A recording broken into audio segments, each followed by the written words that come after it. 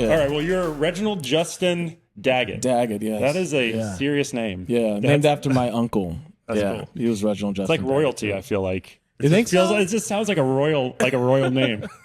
Well, I went by nicknames for a long time. Reggie, Reg, Blade, Don Cheadle. Don Cheadle. I went through like a couple of them. And then finally, after I got out of the military, I was just like, you know what? I'm just going to Reginald. Just a quick overview. Yeah. You're a kind of a gun industry creator. Yes. Creative. Yeah. Why don't you talk a little bit about your upbringing and kind of, what led you to where you are at right now? I've been doing the whole creative thing for probably about 5 or 6 years. I started just before COVID. They were getting ready to shut the gyms down. I was a fitness buff for a while. I was always in the gym 5-6 times a week. I was eating right, and the gyms are all getting ready to be shut down. And I said to my wife, she was my fiance at the time, I said to her, I was like, I need something else to do because the gyms are all going to shut down. Like, I'm not a huge runner. I don't like just going out running. And I want to, be able to stay fit and, kind of use my hands a little bit. And she's like, well, why don't you hit up, a friend of mine's buddy who's into guns. So I was like, all right, cool. Like, this was years after I joined the military. So I hadn't touched a gun probably, in years. Since the military. So I was like, all right. And he took me out. He unloaded the truck, and the guy just had everything. I mean, he had ARs, he had shotguns, he had a couple Uzis, he had everything. Like, brought out all the stops. And I just kind of fell in love with it. He had some steel out there, brought some paper targets, and I just kind of fell in love with it. And so I got home that night, and I was sitting up. It was probably like 2 a.m. My wife rolls over. She's like, what are you doing? And I'm like, I'm going to get into guns. And she just kind of rolled over and went back to sleep. And so a week later, I did a little research, Arizona, I did a little research, and I was like, all right, I got my first Smith & Wesson SD9. I hated that gun, but it was cheap. It was from PSA. It was from Palmetto State. It was on sale. I think I got it for like maybe $270 or something like that. And that's kind of where it started. And then my birthday came around. My wife got me a rifle, and I was like, okay, like now I'm on my way. Got some ammo, and I started going out shooting 3-4 times a week. Friday night, get up early Saturday, get up early Sunday, and I was just going out to the desert, going out to the range, just putting rounds on range. Ended up selling the SD9 and selling my first rifle, and went to Glock, got an AR-15, and then that was kind of all she wrote. I just didn't stop, didn't look back from there. Real quick, would you mind pulling your mic down a little bit, just because it's in your face? I want people to see you. All right, So you got into guns. Your wife kind of introduced you to somebody, and got you into guns. And then when did you decide to start creating content? Well, and I tell younger guys this too. I was like, don't post content for other people. Just post it because you like posting it. You're doing it for yourself. And then eventually it's going to evolve into something else. Now, is that something that you learned, or is that something that was just that concept? Was that something you knew from the beginning? No, that's something I kind of had to. Well, when I first realized that when I first made the decision I was going to post content, I was just kind of doing it for me. Like, my group started getting a lot tighter. My accuracy got better on my handgun, and I was like, I'm going to post this. I feel good about it. And so that's what I started doing. Just setting up I didn't have an iPhone at the time, so the videos were pretty crappy. But yeah, I was just posting just so I could look back and see my progress. And, I was showing my wife and showing my kids and stuff like that. So sometimes I have my kids out there, But yeah, I was just posting for myself and just having fun.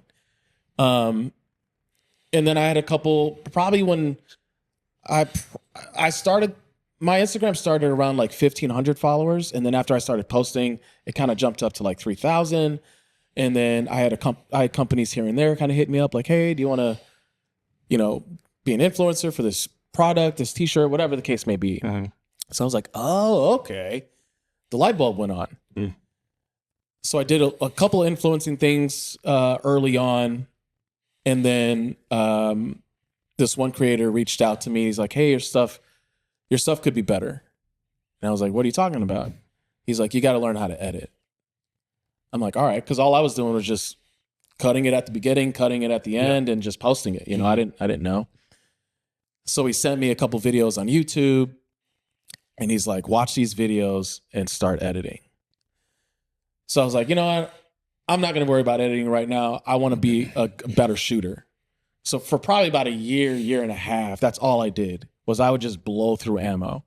At one point, I was going through 1,000 rounds of 5.56 a month, 750 rounds of 9mm a month. My wife was pissed. That's not cheap. That's not cheap. She was upset. And She's regretting she got you into Oh my God. Probably for about 9 months, it was just consistent. Like I had ammo. I had so much ammo, but I was using it all. I was going through it and I was getting better. So once I felt like my skills were at a certain point and I felt like, okay, my videos have to get better, you know, that's when I took some time off of shooting and I focused on editing. For 6 months, that's all I did was edit. I would go to the range and film other guys just to bring content home and edit it, just to get the practice. So once I got remotely decent at editing, I started applying it to my own videos. And then that's when my content kind of catapulted and shot up. And the views just started coming and coming and coming. So yeah, I noticed your engagement's great. Yeah. Like you have really good engagement. And I've noticed too that your videos, they are really well edited. They're really easy and nice to look at. You know, so like the editing matters, you know, the clarity matters. Right.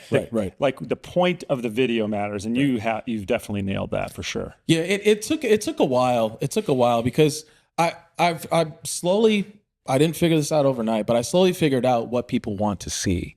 Right. And it's technically not what I want to see. Right. I'm making videos at this point. I'm making videos for other people to watch and keep watching for the entirety of the video. Most human beings have a knack for just swiping off at the first 2 seconds.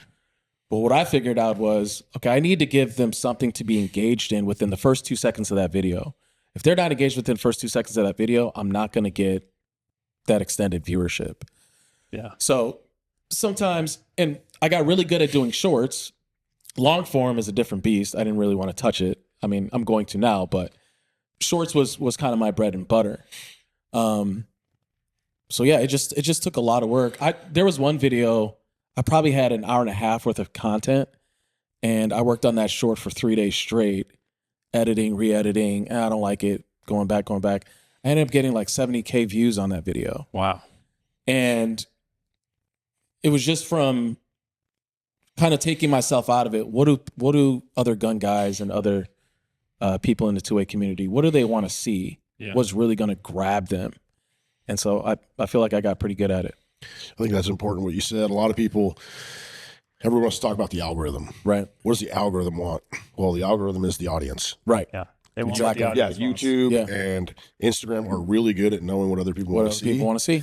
And so people always say algorithm. And once you kind of interchange that with algorithm / audience, what is the audience? I think you're, it sounds like for you too, your mindset shifts a little bit on what kind of content you should be making, how you should edit it. Yeah. Because what does the audience really want to see? That is the algorithm. People get so wrapped up on the word. Yeah. Oh, Instagram's changing because they want this algorithm. Yeah. That's the just audience. Make what people want to see. Just make what people want to see. Because the algorithm, that's what they want. That's what Instagram or whoever is after, is people interested in your views. Yeah. Yeah. Go ahead. One of the other big things I want to touch on this briefly was the music portion of the videos, the audio. Audio is super important because audio dictates how far that reach is going to go. Okay. Case in point, fitness, cars, and food are the 3 top drivers of Instagram content. Those 3 have been top 3 for like the last 10 or 15 years. Okay. What I did was I would go to my search bar and I would type in food, steak, barbecue, whatever the case may be, desserts, whatever. And I would see what audio are creators using within that genre. And you would go through the audios, and these audios would have 20 million views, 30 million views, 50 million views. So I was like, all right, well, I'll just take this audio from a different genre and bring it over to the Second Amendment content that I'm doing. I'll try to make it work. It's not audio that I would personally like, right? They're not songs that I would personally listen to, but this is what people are actually looking at and what people are listening to. And that also helped my engagement too. So you're picking audio not based on the music that you like or even fits with the content that you created. Right. You're picking it based on what everybody else is listening to, what's trending, basically. What's trending. Yeah. What's trending. And Instagram will tell you, that little arrow that's on the bottom of the audio will tell you if it's trending or if it's trending down or whatever the case may be. It's kind of hard to know when something's actually trending up and how fast it's trending up. Mm-hmm. So I really wouldn't look at that aspect too much. But if it was trending up, if it was something that was used by car guys, foodies, or what was the other one I said? Cars, food, fitness. Fitness, yeah. It's gonna blow up. It's gonna blow up. It's gonna do well. So, and I'd have guys, they would say to me like, dude, why are you using that audio? I'm like, because it's gonna blow. Because it works. Because it works. Because it's working. Yeah. It's blowing up on this. Yeah. It's blowing up in food. It's blowing up on this. It also puts it in a subcategory. Right. It's like hashtags, right? Yeah. Because you use that audio, that audio has its own little subcategory where your content will be visible just based on the song selection. Yeah. And the goal is like, obviously I want other Second Amendment people to look at my stuff and be excited about my stuff. But also the goal is to have people outside of the Second Amendment to say, hey, that's cool. Yeah. You know? Well, I mean, even on that point alone, as much as I think Facebook and Instagram and all the other platforms have tried to suppress firearms stuff, which we'll get into in a little bit. Yeah.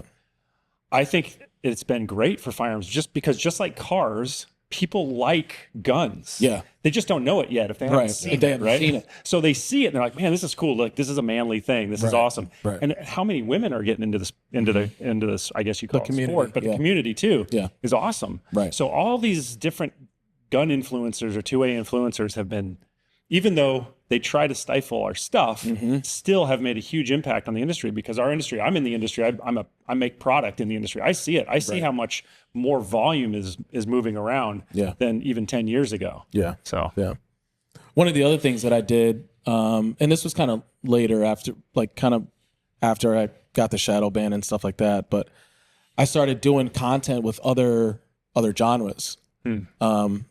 There was a car guy that reached out. He supports a car club, and I hit him up. I was like, hey, let's do some content together. He's like, all right, cool. Did a bunch of filming, probably like 2-3 hours of filming.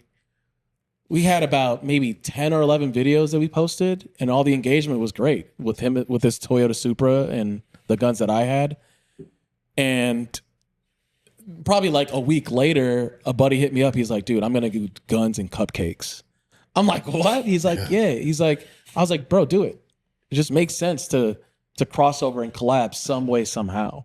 So on that, because we've done that too, and we've had people that we collab with oftentimes, they get kind of slapped. Yeah.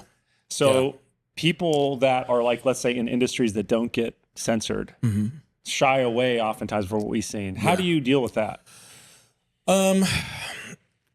You have to be really subtle, especially with firearms. You know what I mean? If you're going to do a collaboration with like a, car company, or, like my buddy said, cupcakes, it's got to be really, really subtle, unfortunately.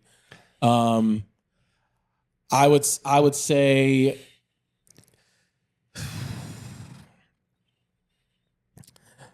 I don't know. Instagram's really, really good at picking up where the firearms are in those videos, So just do the best you can, honestly. Did you see the video that came out this morning? At least I saw it for the first time this morning with Mark Zuckerberg. No, I didn't.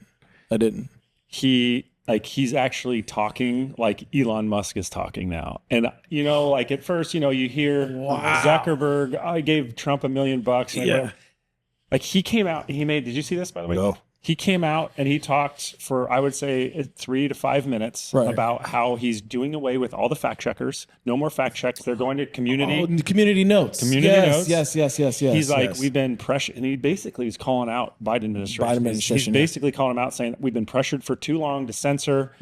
He goes, they're censoring all over the world right now. America is the last place that we can actually have free speech and it's protected.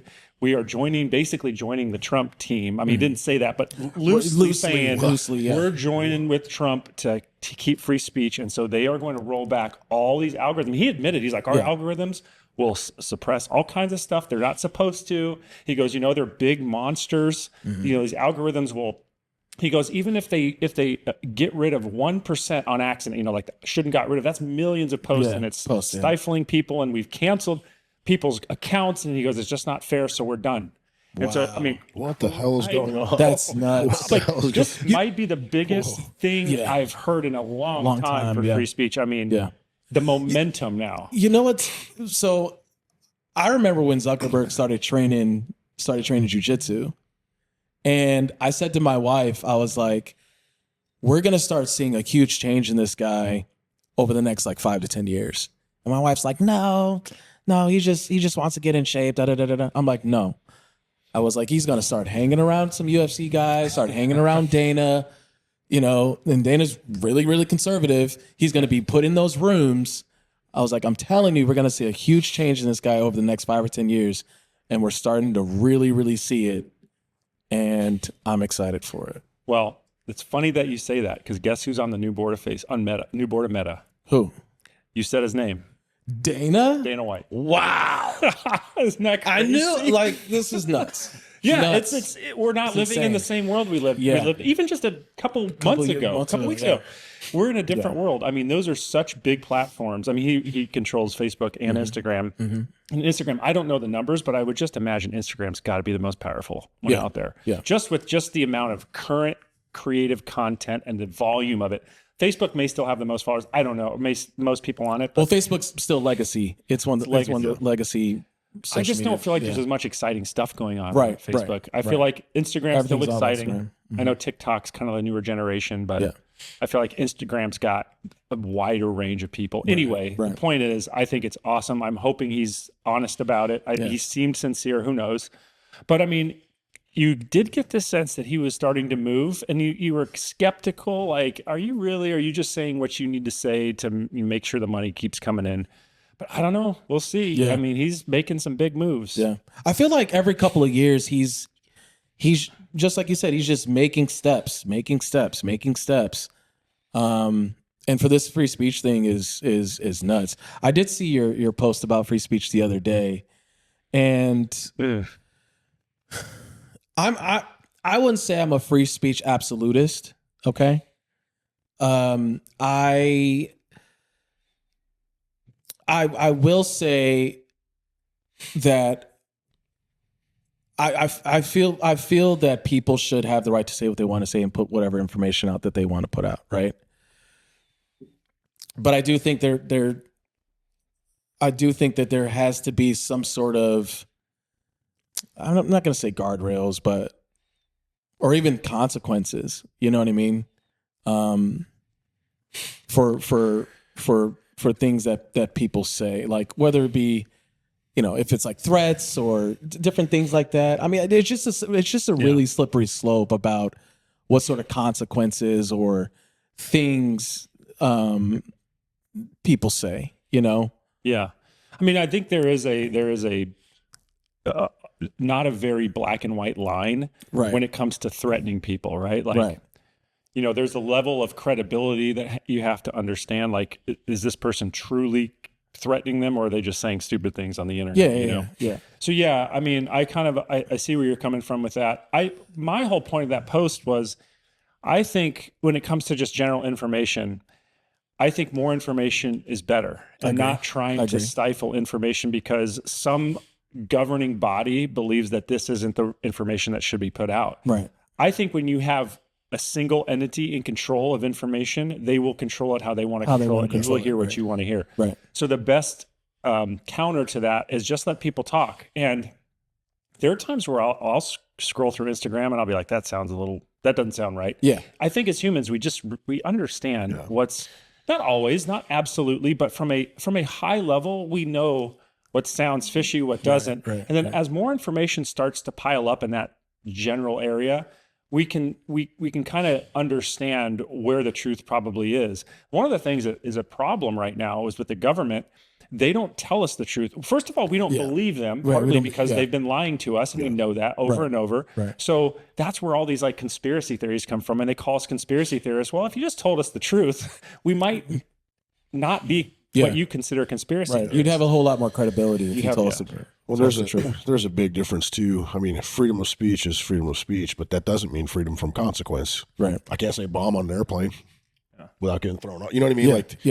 As a certain, Delta has the right to go, this is our plane. We own this plane. You said bomb. You're out of here. You're out of here. Sorry. Yeah. If I say something to you that you don't like, and I go, yeah, too bad. Yeah. You also have the right to punch me in the face. Right. You know what I mean? Like, there's freedom of speech, not necessarily freedom of consequence, but to cancel somebody's entire business or their livelihood because they said something you didn't agree with. Now we're getting into that. It's not even dangerous information. It's just, well, I don't agree with that. So we're canceling your business. We're canceling your account. We're shutting down your ability to earn money because I just didn't agree with it. You didn't line up with my viewpoint. And it's like, freedom of speech, dude. It's guaranteed in the Constitution. Now, you may not like what I have to say, and that's your right. Yeah, that's your right to, And again, I can say something and somebody can not like it, and then they could decide that they want to fight. Yeah. Well, I mean, that's freedom of speech. That's guaranteed, and then the people have to be the ones that go, yeah, he's drunk. He's just being stupid. He's pissed off. Whatever. He didn't really mean that, but like you can't just, well, I don't agree with you, so you don't get your opinion here. But Instagram, Facebook, all of these, they're censoring stuff that the certain administration people don't want them, they don't want to hear. Oh, it's clear. But CNN gets to say whatever they want without consequence. Yeah. Well, that's the thing. I mean, they talk about disinformation, misinformation. The purveyors of the most harmful people of mis and disinformation have been the cable news networks. Cable news, especially when liberal media. Yeah. Yep. So it's like it's hard to listen them lecture us when they are the worst because they have the biggest platform, by the way. Well, some of the biggest platform. What they say reaches the most amount of people. So you start lying to us about COVID, which they did over and over. You guys actually are the purveyors of disinformation. Right. One of the things that I'm a fairly new conservative, I would say probably 2.5 years. And one of the things that kind of pushed me to kind of do my own research and start listening to other alternative avenues of media was COVID, right?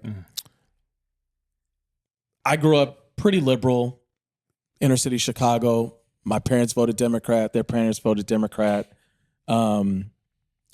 So growing up, like I always watched CNN, MSNBC, different things like that, because I honestly didn't know any better. Yeah, right. I was completely ignorant to, I didn't know what I didn't know, basically. Yeah. So I'm watching CNN one day, and they're going on and on and on about COVID. Fauci's on the screen, and I just sat back and I was just like, yo, none of this really makes sense. None of this really, really makes sense. And so I started reading my own articles, and I remember they had this lady come up and she said something like, well, if you're doing your own research and then you're a conspiracy theorist. Right. And I was just like, okay, wait a second. So now you don't want me to educate myself. Yeah. Okay, now I'm going to go balls deep, right?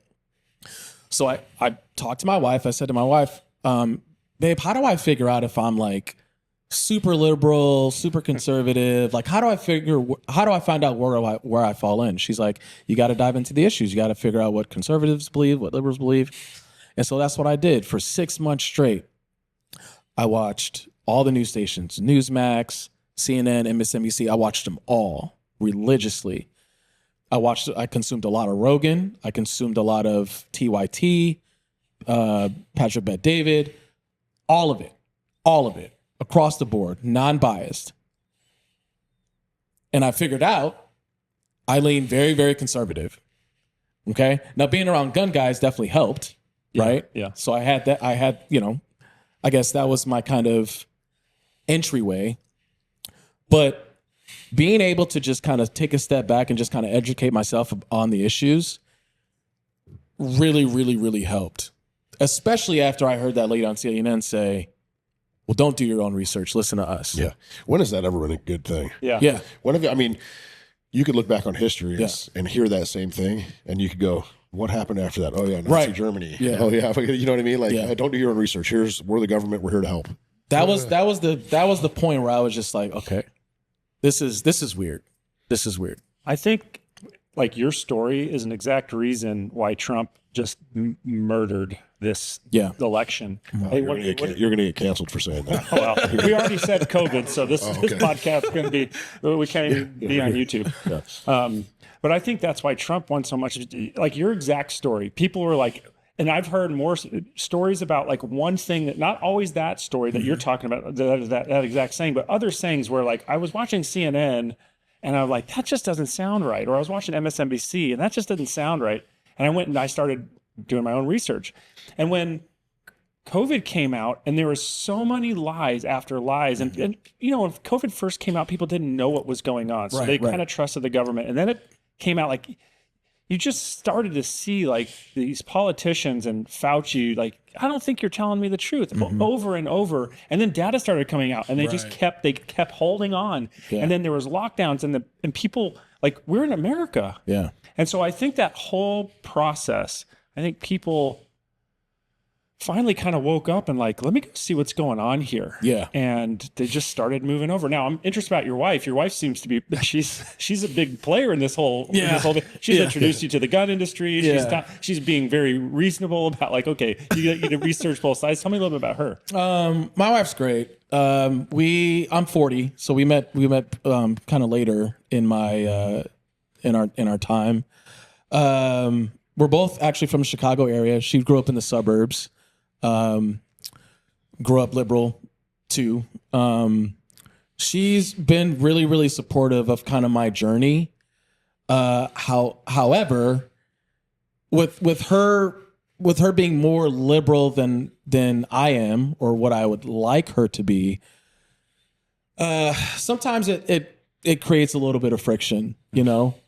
But I realize with kind of, you know, watching conservative media that I need to be very, very loving and tolerant of the other side. Okay. Because from my experience, just kind of what I've seen, I'm not going to say my lived in experience, but from what I've seen, liberals aren't very tolerant of conservatives. Right. So we have our different discussions and our different spats and debates and stuff. But I will say that there have been some things that my wife has seen over the past, I would say, year or so. And I asked her probably, you know, before the election, I was like, babe, where are you leaning these days? Are you leaning more liberal, more conservative? She's like, oh, I'm independent now. I'm like, really? She's like, yeah. And I didn't really kind of drill down, you know, because I wanted to take the win, you know. Yeah. And I told her probably about 6 months before, I was like, babe, eventually, with you watching the news and watching alternative media and all these things, I was like, you're going to eventually move closer to the center. And I think most Americans are, you know. I think most Americans are right of center or left of center, you know. But she's great. I mean, she's a good listener. Like, I'm always watching the news and watching different things and trying to get her opinion on things. And we may not agree after we kind of peel the onion back a little bit. But on the surface, I genuinely believe we want the same things for our kids. So that helps a lot. So what do you think it was for, you know, so I'm reading through your bio, you said you did not vote for Obama. Right. I did. And then you voted for Biden, and then this election you voted for Trump. Right. So what, obviously knowing your background, what was it for you? Because we're seeing this, like, during Biden's term, you know, Trump's going through lawsuit after lawsuit, and we're seeing all this stuff, and I'm sitting here wondering, I'm like, dude, when do the good guys win? Yeah, I was you know, like thinking if they and you know, Fannie Willis and that whole thing, it's like this is a sham. There's no evidence here, and the left keeps going, oh, January 6th, all this stuff and this, but there's no evidence. You keep saying that he's a convicted felon, but there's no evidence. He's not been actually convicted of anything. When is justice going to actually prevail? And then shortly after the election, I was watching the election. We had a guest in here, and we're kind of like, okay, what do you think's going to happen? Yeah. And I actually said, it will not surprise me one bit if Kamala wins. I want Trump to win. I voted for Trump, but it won't surprise me if she wins. Right. And then it was like, all of a sudden, this shift, you got Elon, you got Bobby Kennedy, you got Tulsi, you got, and Joe Rogan, I think, has never been super political as far as, you know, he's kind of a fairly middle guy when you look at all of his past stuff. I mean, years ago, he was liberal. Yeah, for sure. Yeah, he was, Now, all of a sudden, all these people, Zuckerberg, what? Like, all of a sudden, this shift happens, and it's like, oh, my God, man, this is amazing. So what do you think it was for you specifically then? For me, when I was kind of going through my journey of finding out if I was liberal or conservative, I took Trump out of the equation, okay? Because I wasn't comfortable enough being called a Trump supporter, right? There was this kind of stigma around black people being Trump supporters and different things like that. So I didn't really want to be associated with that at first, right? So he's racist, right? Yeah, I mean, that's what everybody says. That's what everybody was saying, right? Yeah. So I'm going through my journey. I'm doing my research, you know, whatever, and I figure out that okay, I am more conservative, right? I was watching an episode of The View, and like I said, I consumed a lot of, you know, content everywhere, which is great, yeah. And they just kept hammering him, saying just all sorts of just horrible things about him. And I'm the type of guy, I'm like, I can't find anything good about Trump on the internet. Like, I couldn't find not one thing. I'm like, you know what? I'm going to go try to find something. I'm going to go try to find a reason to like Trump. And I did. He gave a bunch of money to HBCUs. Yeah. Right? My little brother went to an HBCU. He gave money to his HBCU. And I was like, okay, that's a start, you know? Started doing a little bit more research. And I'm just like, I'm just not going to hate Trump just because the media says I should, you know? He's running on the Republican ticket. There's a lot of, with JD Vance and a lot of really good conservatives that I'm really, really interested in and that I really, really like. And I was like, I'm going to vote for him. I'm going to vote for him. I didn't vote for Obama both times because I honestly didn't give a shit if we had a black or white president. I don't give a fuck. Were you not political at the time? I wasn't political at the time. Yeah. The only thing that I really cared about that time was working, being in the gym, and chasing ass. I'm just keeping it real. That's all I give a shit about. I think it's like anything, right? Yeah. Like, black, white, and male, female, I had my first son at the time. I've got 3 boys. I had my first son at the time. Those are the only things I cared about. So I didn't vote for Obama. Trump came around. I didn't really care. You know, I wasn't really political at all. Didn't really care. I didn't vote for Trump. You didn't vote at all? I didn't vote at all. Right. It's in 16. Right, 16. Got married. Ended up voting for Biden. Me and my wife sat down. Wasn't very informed, wasn't very educated on the issues. Voted for Biden, mail-in ballot. And you guys were in Phoenix at this time? Yeah, we live in Gilbert. Okay. Yeah. 2 years into Biden's presidency, I'm like, yo, this shit sucks. Like, this is really shitty. I need to start educating myself and going through this journey. And ended up voting for Trump. Well, it's funny to me how Trump has been labeled racist. That's just like the go-to. It's just a go-to. But nobody can ever go, this is why. Yeah. Meanwhile, Biden's been on record saying some vile shit. And even, here's the thing. Nobody ever goes, oh, well, it's just like, oh, he's a crazy old man. Yeah, he just said what he said. As a black person, right, I always just throw the racist shit out the window. I really, really do. Okay? I grew up in a black neighborhood where most of the people that mistreated me were black. Okay, black on black crime is a thing. Now, I'm not saying there aren't racist white people out there. What I'm saying is there's not there. I don't think there's enough racism out here in the country or let me say it this way. The supply of racism doesn't meet the demand. That's a good way to put it. I like that. Okay, like just straight up, because most black people that are mistreated by other black people. Most black people that are murdered by other black people. I just feel like it's human nature at play. Like we all kind of, sometimes like, with Trump saying some of the stupid things he said about women, like sometimes guys talk like that. Exactly. Doesn't mean we mean everything we say. Right. Guys talk like that. People, we always make fun of each other. That's how men are. We make fun of each other. But I think there's this view of like anything that you say, there was such a sensitivity around it. And it's like Trump's just been this kind of a gregarious guy his whole life. And there's plenty of stuff on him that you could pull out of the archives and be like, well, look at this. Look what he said. Well, he's a man's man. A man's man. Yeah. That's what we do. Yeah. And, and racism is learned behavior. Right. It's not like just inherent. It's, my daughter, her best friend, black, since they were 4 years old, and they didn't go up to each other and went, your skin looks different than mine. We shouldn't play together. They went, hey man, you want to play? Yeah. And they've been best friends ever since. It's learned behavior. Just learned behavior. It's from, it would be me passing it down to my kids going, hey, we don't like this guy because of the color of his skin. Right. It's not like this. And I have a problem with everybody's like, oh, America, you guys are just racist. Well, hold on. There is racism for sure. I'm not stupid, but it's a learned behavior. Yeah. It is not like this. Just the American flag doesn't, in my opinion, doesn't stand for racism. Or there's some nasty racist things that happened early on in slavery. Yeah, for sure. Do we all, I think we can all agree on that. Like terrible. But,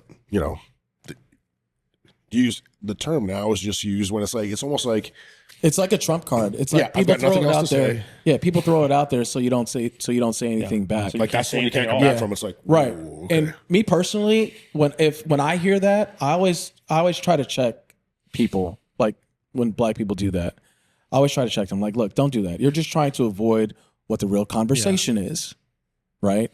The goal shouldn't just be to shut this person up and just call them racist. No, like let's have a conversation and see if there's some common ground. And if there is, let's start there. We'll make our way to the disagreement and try to find a solution. Yeah, I mean, I don't know how many times I've seen it on TV, mostly the mainstream media, where just race just keeps getting brought up when we're trying to talk about real issues. It's like not everything. If you talk about someone of a different race, it doesn't mean you're racist. It just means you're trying to understand what's going on. Communities and cultures are different. Yeah, we live in America. That's the beauty of America, but we don't always understand each other. And so we have to talk about hard things to try to understand each other and get to a common ground. And I think that's being stifled by that racism claim. Yeah. Now, you'd mentioned that you grew up a pastor's son. Yeah. Yeah, I did. A family of 10 kids, 8 boys, 2 girls. Yeah. I'm super interested to hear about how that upbringing was. Yeah, I mean, my dad always wanted a big family. He comes from a big family. I think there was 12 of them. 6 boys, 5 girls, I think, if I'm correct. Yeah, we grew up in a 2-flat, inner city Chicago, pretty rough part of town. What's a 2-flat? That's not even, doesn't compute here. 2-flat is just basically like 2 apartments right on top of each other. Okay. But they're not like really connected. The floors are connected, but the stairway isn't really connected. My grandfather lived on the bottom. We lived on top. And at that particular house, there was, I think, 8 of us that lived there, maybe 7 of us that lived there at the time. Still a lot of kids. But in my particular room was my older brother, Tony, myself, my twin brother, Gregory, and Elliot. So we had 4 beds. Well, we had 2 bunk beds and a crib. One bunk bed was on one wall. Another bunk bed was on another wall. The crib was shared with the window on that wall. And then we had the door. So, and we had 1 dresser for all of our clothes. Everybody got a dresser. My twin brother and I, we shared clothes because we were pretty much the same height, same weight back then. He's a pretty big guy now. He's like 6'3", pretty big guy now. But yeah, my dad was strict. He kept us off the streets. I was more afraid of my dad than I was the cops, because I knew like if I was to get in trouble at school or in the streets or whatever, that ass whooping that I was going to get from my dad and my mom, well, my mom first, because my mom always stayed home. But that ass whooping I was going to get from my mom and then my dad, I was more afraid of than anything in my entire life. And it really kept us out of trouble. Kept us out of trouble a lot. We could only ride our bikes in an L shape in the neighborhood. There was always shootings and drugs and all that sort of stuff going on in the neighborhood. So I give my dad a lot of credit. Because keeping 8 boys out of trouble like that in the hood is pretty remarkable. That's like, an understatement. We never, ended up getting in trouble, going to jail or nothing like that, man. And it's just because he always kept us, engaged. We all played instruments. We had a family band. That's fun. It was horrible, man. It was horrible. It was horrible. My dad's an old school, he's an old school kind of, hand of God kind of guy. So he only wanted us to play like hymns, like out of the Baptist hymnal, like the old So we're talking brass instruments. We're not talking like drum I mean, kit. I was a drummer. We had a drummer, guitar. Okay. This will blow your mind. We had a drummer, guitar player, piano, trumpet, oboe. There you go. You know what an oboe is? I've heard of it. You've heard of it? I've heard We of had it. an Isn't oboe it like a player. trumpet? No, it's like a clarinet. Okay. Yeah, it's in the reed woodwind instrument category. We had an oboe player. Sister played violin, and then bassoon player. That's the big long one, right? Big long one, yeah. Those are cool. So yeah, my dad kind of wanted to build this whole orchestra thing for the family, to play at church, and we played hymns and stuff. We never got to play cool gospel, fun music, I mean, sometimes we did, but for the most part. You a singer? Or you just my musical? dad. My dad could sing pretty good. Yeah. But yeah, I mean, it kept us out of trouble. We would go to music school once a week. We had 2 hours of our own music lessons. We'd have to practice our own instrument after school for 2 hours, hour and a half to 2 hours. Yeah, it was pretty, with my dad being military and a preacher, it was a pretty regimented lifestyle. So, yeah. What did he do in the military? He was a chaplain. Yeah, he actually just retired probably about 4 or 5 years ago as a colonel. So was he in the reserves for a long time? Yeah. Did a couple of I think he did a couple of deployments actually. I think he went to Grenada and Grenada's in Panama. Grenada. Yeah, that's where he went. Yeah. Yes. Yeah. But yeah, he was a chaplain. We would go to in the summers. He would go to different bases and do TDYs and do services and stuff like that. And we would tag along with him and do the services and stuff. The thing that I liked the most about when I was a kid, I would like the most is doing the communion, getting all the bread ready and the wine ready and stuff for communion. And so stuff you were that. his hands and feet for the church? Yeah, pretty much. Yeah. Pretty much. I mean, having all those boys, my dad didn't have to do a damn thing. That's pretty cool. He would just, when there was snow out on the ground, 3-4 days of snow, he'd had all of us get up at 6, 7 in the morning shoveling snow, raking leaves, taking the garbage out, taking other people in the neighborhood's garbage out. Is your family still in Chicago? Most of them? They live on the outskirts. They live in Indiana now, in Hammond, Indiana. Okay. But yeah, pretty much everybody's. My youngest brother is 23. Damn, that's a pretty big spread. Yeah. It was because are you not the oldest? No, there's one older than me. So he's you're 41. 40. You said he's 41 and 23. That's almost a 20-year spread. Yeah, my mom had the first 5, boom, boom, boom, boom, boom, and then took a 2-year break, maybe a 3-year break, and then had the last 5. So she needed it, huh? Yeah, definitely needed that break. It. Yeah. But I mean, to be honest, and my mom probably killed me for this, but my mom didn't really she didn't change a whole lot of diapers and make a whole lot of You guys are doing a lot of yeah, work we were for doing all that. You know That's what why I'm you have saying? that many kids. Yeah, right. like she would just pop them out and be like, "Here, you know what I mean? This one's yours. Yeah, this was yours." Like This is your training kid. it was nuts. That's why, like, when I started having my own kids, like I was like, "Yeah, I know how to do this. Like, this is easy. This is light work. Like, I don't understand why all these moms are making a big deal about being moms. Like, I've been doing this since I was 12. If we don't get banned for saying COVID, someone's going to ban us for that. But that's just how it is in big families. Yeah, though. My wife's dad, Yeah. huge family. And same thing. Yeah. They all played an instrument. They all played. And it was like, well, this was close in age to you, so you're taking care of him. Right. This was close in age to you, so Right. that's just how big families do. how That's big the only families way to do it. survive. Yeah. It was funny. There's another family that we used to hang out with. Their last names are the Kellys. We would call them the Kellys. And we didn't really like this family too much, but their dad was a preacher, and my dad and the Kellys' dad would just go back and forth and talk about scripture and the Bible and stuff like that. And we'd be out with the Kelly boys playing football and basketball. They had 24 kids. 24 They need their own kids. TV show. Oh man. And they would always beat us in like basketball and football, tag, you name it. The Kellys would work us. Just because there was just so many of them. And I think they were a couple of years older than my older brother, you know? Like she started super young having kids. And my dad would be like, "Hey, we're gonna go hang out with the Kellys." You'd be like, "No." Because there was just so many of them. You know, there was just so many of them. That's all the same mom. Yeah, all the same mom, That's all the same impressive. dad. I don't even know that's Yeah. possible. Yeah, that's a lot. They started super young. They I mean, started. she's just always pregnant. Yeah, she was always pregnant, man. Always pregnant. Some women like that. Yeah. There's shows. We had a running joke in our family, like, all right, is my mom gonna catch up with the Kelly's mom? Yeah, you know, like, Yeah, right. you know what I mean? Because it was just they were just always pregnant. It was just like, ugh. It is cool to have a big family though. Like I have 4 kids. That's not big compared to you guys. Yeah. But it's big compared to today's standards. And Right. it's just a blast having the kids, the kids and their friends over. It's like, it's so much fun. So I can imagine having 10 kids running around with all your friends, like in such a tight confined space. I mean, probably a lot of fun. Yeah, it was nuts, man. It was nuts. We would always be like bothering each other and picking on each other and stuff. I remember one day, I think I was maybe 12 or 13, and my mom would make breakfast.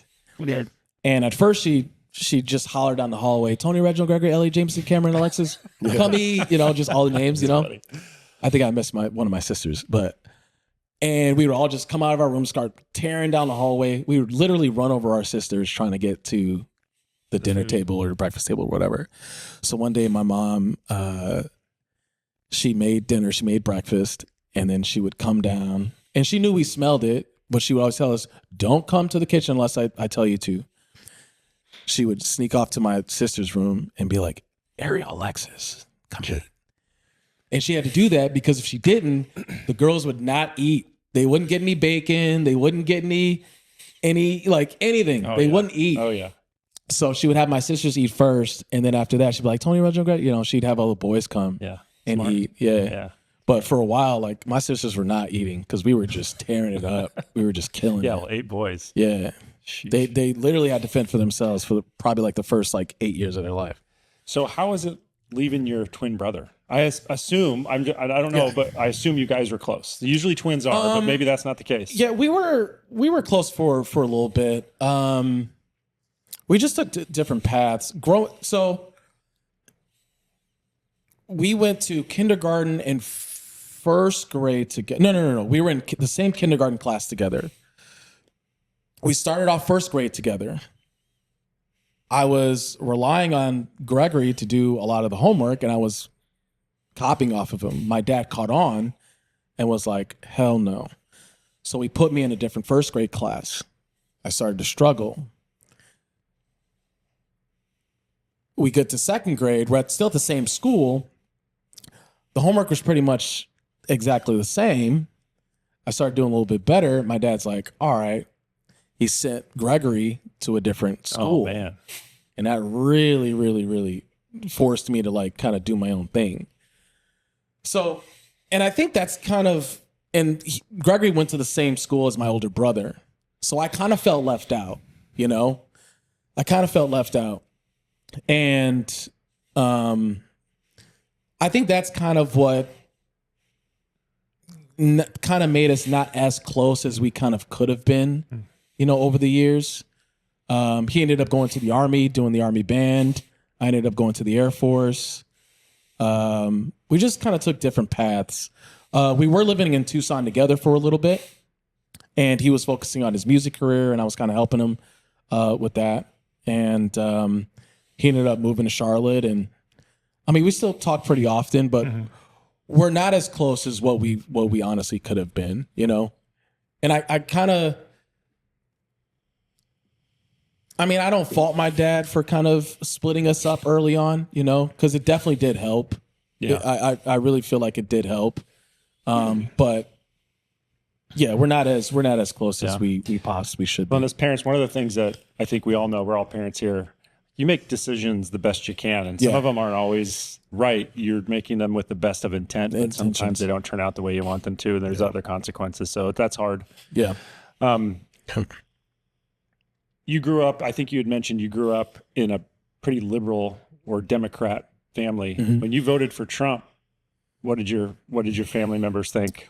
So a lot of my brothers are on board. Oh yeah, with the conservative movement. Yeah, I mean, they had to go through the same journey I did. So they were kind of with you on that whole journey. Yeah, and as a family, we've kind of had some fallouts with my parents and stuff. So certain things we don't. When it comes to politics, we don't really communicate with my mom and dad about. They're still pretty hard. Yeah, left. They're still pretty hardcore liberal. But we've as siblings, we've made a conscious decision. We're going to start our own thing, our own family reunions, our own, group texts of conservative ideals and how we want to raise our kids, and because we've all kind of realized that we don't need to raise our kids the same way we were raised. Because we don't live in those environments anymore. Like I live in the suburbs of Gilbert. Yeah. Right? I don't need, it's a totally different world. I don't need to,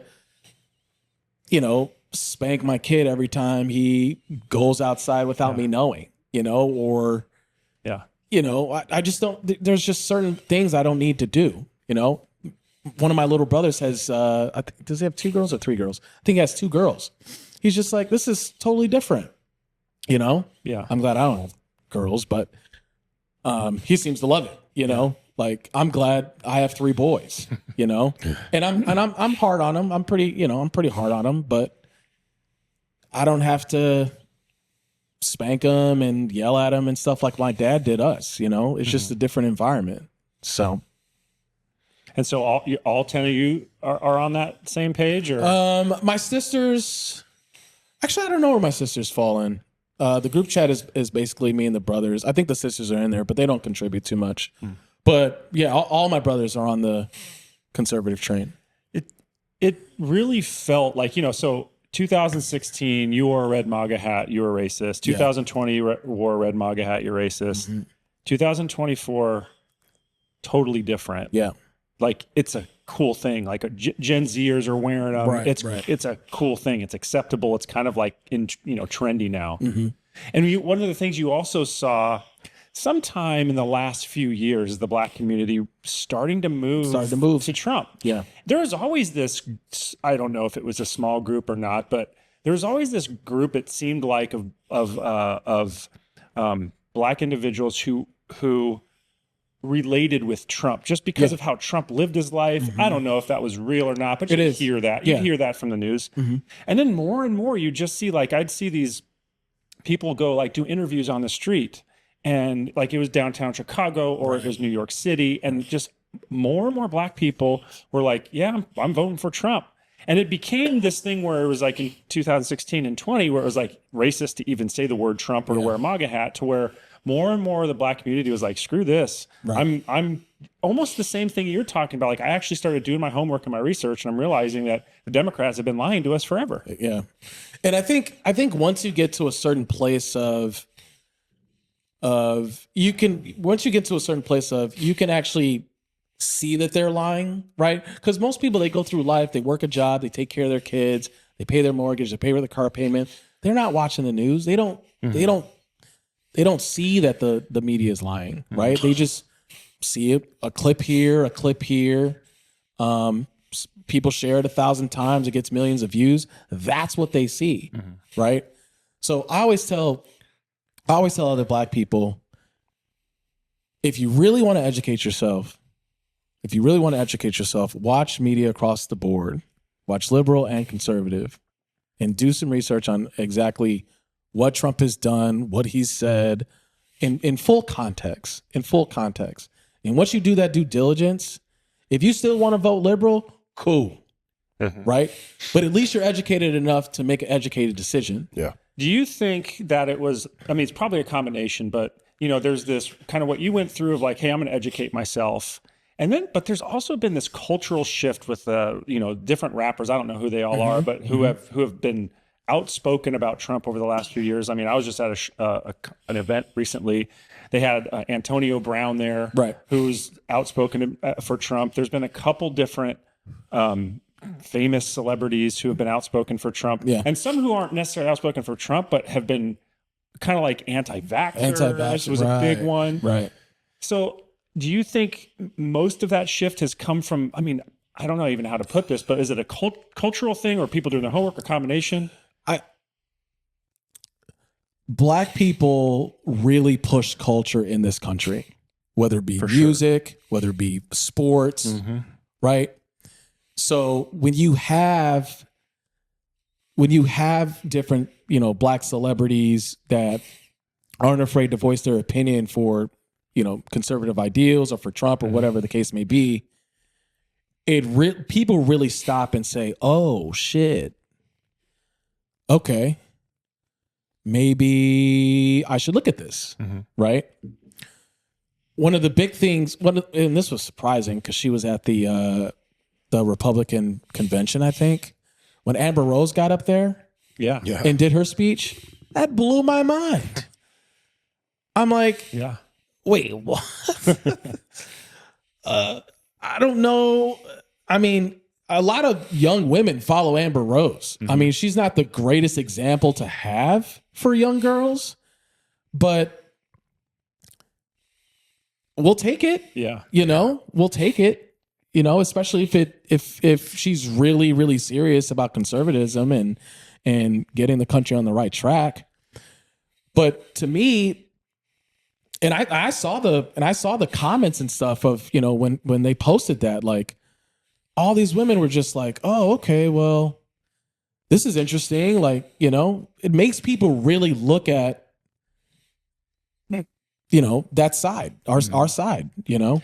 I just can't help but think like the contrast. I remember Amber Rose talking. I don't even really know who she is. I think I looked her up afterwards. She's got millions and millions of followers. So she's a big part of the culture in our country. But she got up and she gave a speech. Then you have the Kamala campaign. And her people are just doing these booty dances. And it's like, I'm like, I don't know. I'm just a guy, but I don't like that at all. Like, I didn't like it either. It's one thing if you know, I mean, it's fine to have a bunch of different ideas and ways of living, and you know, but you're at a campaign. You know, when you're at a campaign speech, campaign rally, that's you want the best representation you can have, right? And I feel like was it Beyonce and some other, I don't know, it wasn't even Beyonce, was it like Glorilla or something like that? Was up in, and they were just, I'm like, that can't be good, you know, for her image. It's not. And here's the thing: Democrats already feel like they're gonna get my vote anyway, right? As a Black person, right? So since I'm gonna already get your vote anyway, I'm just gonna entertain you, and I'm not gonna even worry about the issues. The issues are gonna be secondary. Yeah, well, right. I mean, period. Point blank. Yeah. And that's what they did like the whole campaign. That and Trump derangement. There was more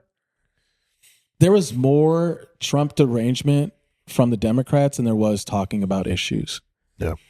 It's like, "Oh, what are you going to do for the border?" Like, and Kamala would just go off about Trump.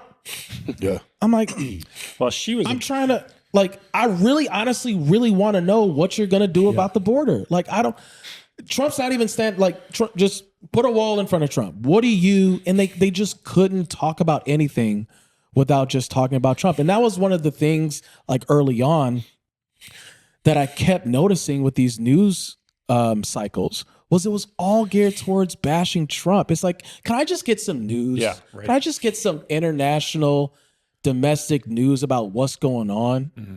Like, I don't want to talk about Trump. Well, the one thing too, if you think about Trump, and I remember when he came out in 2016, I was like, the guy doesn't talk about anything. Right. And so, like, I want to know the issues at a deep level. You realize that Trump is not a deep level guy. He's a very surface level, very high level guy looking at things. But the one thing that Trump did that nobody else, no other politician had ever done, and this is because Trump is not a politician, right? Is he just got up there and spoke without a teleprompter. Exactly. And people are like, yeah, he's got some warts, but like, at least I know who he is. Right. Yeah. And the Democrats, still even the Republicans minus Trump, were still teleprompter speaking, and it was just so canned and so fake and unauthentic. Well, and I'll give some credit for Obama here. Obama would go off script too. Obama was a pretty talented politician. For sure. He was pretty talented. But I agree with you. One of the things that really grabbed me about Trump was that he wouldn't stick to a script. Yeah. And I watched one of his campaign events from 2016. And I just sat there and watched the whole thing. I was just so mesmerized. Like, this dude's just talking and just connecting with people. Yeah. Like, that's what I want. Like, I want a business guy who can connect with me to run this country. That's where I'm at. He's the same guy. Yeah. Every rally. Every rally. He's the same guy. Then you had Kamala, depending on where she was in the country, her accent would change. Yeah. And the way she would talk would change. And it was like, you understand that you think you're connected. You're actually insulting people by doing that. Yeah. Well, and Hillary Clinton, I don't mean to bash on the Democrats, but Hillary Clinton did the same thing. When she was a different person everywhere she went. Like, that's not, just be you. People appreciate you being you. Don't try to, every different city you go to, like, try to pretend you're part of their culture. That's right. People see through that. They see through that. One of my buddies, we were watching a Kamala speech, and we could recite basically the whole speech almost word for word, because we knew when she said key words, I grew up in a middle-class family, You knew what was coming after that. Yep. That's how much she would say those phrases and those, why do you think the Democrats, I mean, because that's strategy, obviously. It's either, I think, she's either just clearly can't communicate properly. She wasn't a talented politician. I mean, it was hard for the Democrats to get behind her when Joe Biden named her as vice president. You couldn't find a Democrat that was excited about her. In the primary, she got no votes. She got nothing. They didn't like her then. Yeah. She got nothing. Yeah. I think if she runs in 2028, I think what we need to do is put Tulsi on the primary and have her annihilate her again. Yikes. That would be bad. Do it again. Tee it up one more time. Tulsi is a serious person. Yeah. She is a serious person. And I like that she's coming from the liberal side, because she knows how they work. She knows how they work. She knows how they operate. Well, if you think about what Trump has brought to the conservative party, it is some liberal ideas. Yeah. I mean, traditionally liberal ideas. Right, talking about this the other day. Like, I think conservatives are closer to the 1969 hippies than Democrats are. Yes. Free speech, and like, we're talking about drinking raw milk and I don't want to wear a mask. Like, that's the stuff that the hippies were doing. About. Yeah. When Obama was talking about closing the border and building a wall and putting a moat around it. Yeah. What year was that? Was that his second term or second campaign? I think he said that. I saw that. I was like, wait, what? Yeah. This is where the Democrats were at just 12 years ago? Yeah. How do they push so far left? Like, what happened? It was quick. It was a quick shift. So it was quick. Yeah. Well, I wanted to, so moving back and forth, which is awesome. But what's one of the videos that you posted that has been on my mind? Okay. Literally laughing out loud. So you have a guy there. This is how, I think, I'm going to get this wrong, but you could correct me. Okay. This is how a white person does change drills. And then this is how a black person does change drills.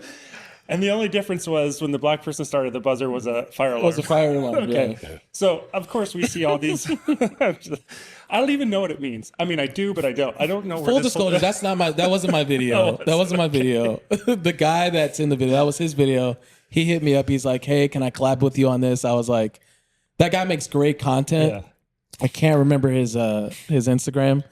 But if you could flash it on the screen when you post this, that'd be great. Sure. Yeah, he makes great content, and he wanted me to collab on it. So where did the fire alarm beep? Like, I didn't know that was a black thing. Yeah, we hate changing our fire alarms because we don't. Detectors. Yeah, smoke detectors. Sorry, I'm not using the Yes. So, yeah, we don't like climbing ladders, and we're afraid of heights and that sort of thing. So, I was not expecting that. I mean, I'm still laughing about it. Sorry. yeah. Okay. All right. What's next?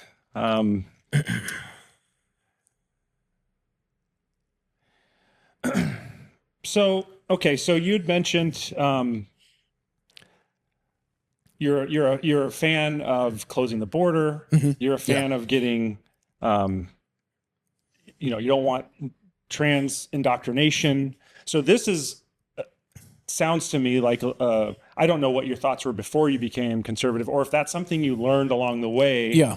Or so tell us a little bit about some of those. Yeah, things. it was something it was things that I started learning along the way. Because like I said, I wasn't political at all before then. It was one morning I was sitting on the bed. My wife likes to turn on the TV and stuff. And I started seeing, this was early in the journey. The story was they're doing book readings in public, or what was the like trans book readings. Yeah. Mm-hmm. At the public libraries. And I was like, I didn't say anything at first. And the story goes off, and I said to my wife, I'm like, babe, how do you feel about that? She's like, well, I don't know. Doesn't seem like a big deal. I'm like, I think I don't want my son being read to by a trans person. Like, that doesn't sound weird to me. Or I was like, that does sound weird to me. I was like, I want to raise masculine men. I got 3 boys. Like, I feel like my job as a father is to raise masculine men. And when you turn 18, 20, 21, you can do whatever the fuck you want to do. Yeah. Like, you can dress trans, whatever. You can do whatever you want to do. But as long as you're living in my house, and my responsibility is to raise you to be a masculine man that wants to take care of a family, work hard, make money, have kids, pay taxes, and be a good citizen. Yeah. And stay out of trouble. Like, so I was like, yeah, I don't want that shit going on. Like, I don't want to take my kids to that. And so I started doing some research, like, okay, well, who's supporting all this sort of stuff? Like, where are they getting the funding for this? And it was all liberal. It was all liberal, like, communities and backing. And I'm just like, the Democrats are doing this? Like, there's no way. There's no way. So I started posting a little bit about that on my Instagram, and I took a lot of heat. I took a lot of heat because people automatically assume that you just hate gay people. It's like, no. I just don't want a certain lifestyle indoctrinating my kids while they're at school while I'm not there. Mm-hmm. You know what I'm saying? Mm-hmm. Now, if you put your kids in a public school, right, that's paid by the taxpayers, I don't want my taxes going to that sort of indoctrination. So I'd rather put my kids in a charter school or private school. You know what I mean? Or shit, for that matter, I'll just homeschool. Right. But well, and that's what people are doing. I mean, because of this, I mean, more and more people are homeschooling. I mean, it's so common now. We homeschooled my kids for a long time. They go to high school now, but all the way up until basically high school, we homeschooled them. And it's so common now for people to just say, it's again, it goes back to trust of the government. Like, people just don't trust the government. Yeah. Like, they're, Common Core, that was back in the day. That was not nearly as big of a deal, but still a big deal. Like, the whole nation is going to go to this one thing, and math is all going to be weird. And so we're like, okay, that's weird. But then you see these videos where these books are winding up in the kids' libraries, like these trans books. And it's like, it all went too far. And I just think back to this video I saw, Mark Zuckerberg basically saying, he basically said it was a mandate, an American mandate that the left has gone too far. I don't think he used the word left, but he used something like, this is what he was saying. Like, it's gone too far. Right. This has all gone too far. We are going to reverse course. Yeah. And it's like, I think everybody's kind of starting to wake up. To You guys got too crazy. Yeah. Yeah. One of the, her name is Becky Weiss. She's on Instagram. You know what I'm talking about? Yeah. I like following her because she's gay. She's part of the LGBT community, but she's a very rational person. And whenever I don't get into spats anymore about like the trans community anymore on Instagram. I used to, but I used to send like her videos to people and just be like, look, it's not that we hate the community. We just hate these pinpointed things that the trans community is trying to basically parasite off of the LGBT community about, right? That's all it is. Like they're just trying to just latch themselves to the LGBT community and try to make a whole totality kind of thing. My wife's brother is gay. And I asked my wife, I was like, where do you think he leans, or what do you think his opinions are with some of this stuff? And the reason why I asked her that is because I was like, we have kids. We have little boys. I want to raise my boys as masculine men. Okay. Doesn't mean I don't, I like her brother. He's cool, like all that. But I need to make sure that his opinions and his beliefs match up with what I'm trying to convey to my boys growing up. Right. And if it doesn't line up, then we have a problem. That doesn't mean he can't come over, hang out, have a beer, cool, right? But I want my boys influenced by masculine men. Period, point blank. Well, I've always felt like the only true thing that's yours in this life, truly, is your kids. Yeah. Like, you may own your house, but the bank really owns it. And if you don't pay your property taxes, you don't have to pay your taxes. The city takes but the one thing I feel like, I mean, they still can take them away from you, but the one thing you got to fight for, and like they're yours more than anything else is yours, more than any other material thing is your kids. Is your kids, yeah. So you should have the right to raise them the way you want to raise them. Right. And it shouldn't be, like everybody's gonna do that a little bit differently. Yeah. But I agree with you. I mean, what you said is exactly the way I feel as far as raising masculine men. There is, I can't imagine what good comes from raising weak men. Right. Because that's what men do. That's what men are here for. Men are here to protect and provide. Really, when it comes down to the basics. Protect and provide. That's what we look forward to every morning. Right. It's changed over 1,000 years. We used to go out and hunt. And now we go out and hunt in a different way. We have to make money. We have to go to our job. We have to provide. And we also have to protect our family, right? Like that's a manly instinct. It's a masculine instinct is protect the people we love. Because that's the way God made us, whatever. But those are the two things that are inherent to our being. And I feel like if we don't accomplish those things in life, we're not fulfilling ourselves. Right. So I feel like there's this whole beta male push is bad for people and culture and everything. Bad. And we're starting to kind of see this in the military too. I watched a couple of long form videos in our Army basic training, and I even think Air Force, they have the what is it called? It's like a camera set up in a separate room during basic training. You can go in and talk to the camera and tell the camera like how you're feeling and all that sort of shit. Safe space. Yeah, it's like a safe space. And I'm just like, what the fuck is this? I couldn't do that when I was in Air Force basic training. In Air Force basic training, when I went through it was 8 weeks. It was, obviously it wasn't as tough as Marine or Army, but it was pretty tough. Back then, they could still headbutt you with the bill of their hat and kind of push you around and make you do push-ups until you freaking die. I remember one time I was being a little shit, and my drill sergeant made me do push-ups for 6 hours. I was just down there. All the other troops are doing what they went to chow and all this sort of stuff, and I just stayed down there. He made me stay down there for about 5 or 6 hours, right? Yeah. But it builds a level of toughness and character and masculinity in soldiers and airmen and stuff like that. And you can't do that anymore. Yeah. I think my little Jameson, he was in the military.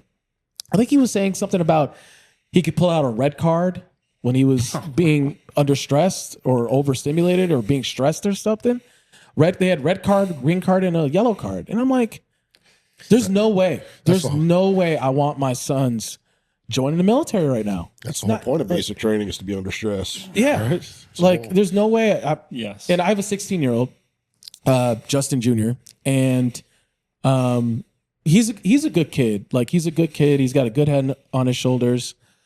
I'm really, really, really thankful that he's not out getting in trouble, getting girls pregnant, just doing stupid stuff, There's a lot of things that I wish I did as a father. I haven't always been there for him. He lives in Tucson with his mom. I live up here in Phoenix. But he always let me know. He's like, Dad, he told me this recently. He's like, Dad, I don't want to get in trouble because I don't want you to have to drive down to Tucson and deal with it. And I'm like, all right. I fuck with that because I didn't want my dad to deal with, me when I got home and I got in trouble too. So, but he's like, yeah, Dad, like, I don't want to disappoint you. And I know I'm a little lazy sometimes, but I'll get it together. And so I'm really grateful, because it could be, especially nowadays, like it could be bad, so. Yeah. I have a 17-year-old son. Yeah. Not to spill his beans all over, but he's been getting in trouble. Like, he's been getting in trouble recently for driving. He's driving like a maniac, and he thinks he's it's invincible. that freedom bug. Yeah. It's that freedom bug. And I'm pretty lenient with my kids in a lot of ways because, especially with the older ones, 17, like, you're almost an adult. You need to have consequences. You need to make decisions. Mm-hmm. If they're right, you get the reward. If they're wrong, you face the consequence. That's how I look at it.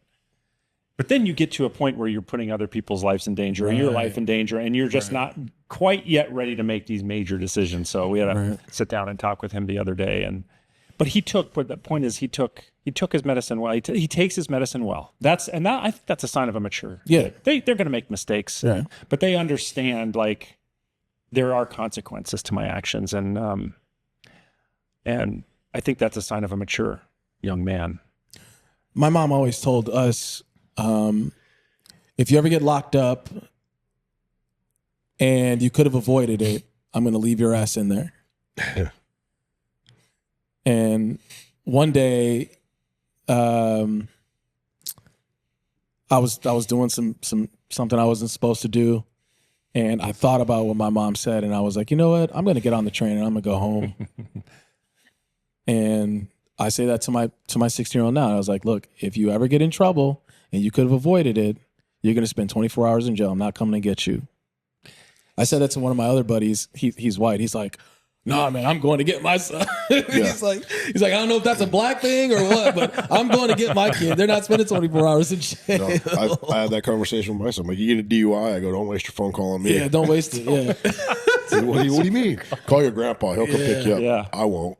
Yeah. You're going to sit in there and marinate for a little bit. Mm-hmm.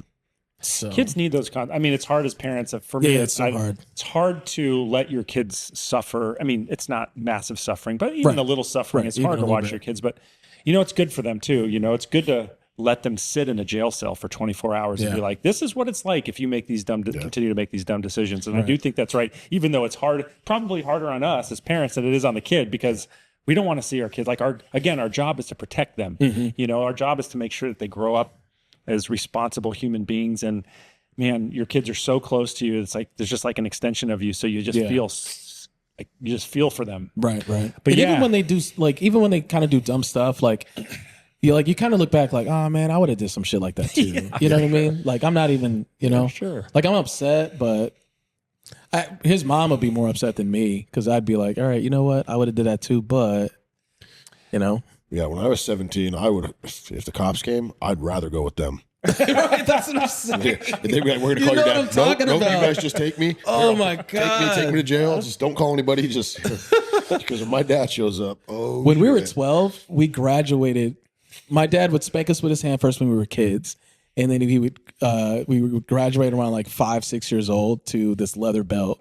Yeah. That buckle would ting so loud. And it was just the most scariest, intimidating feeling.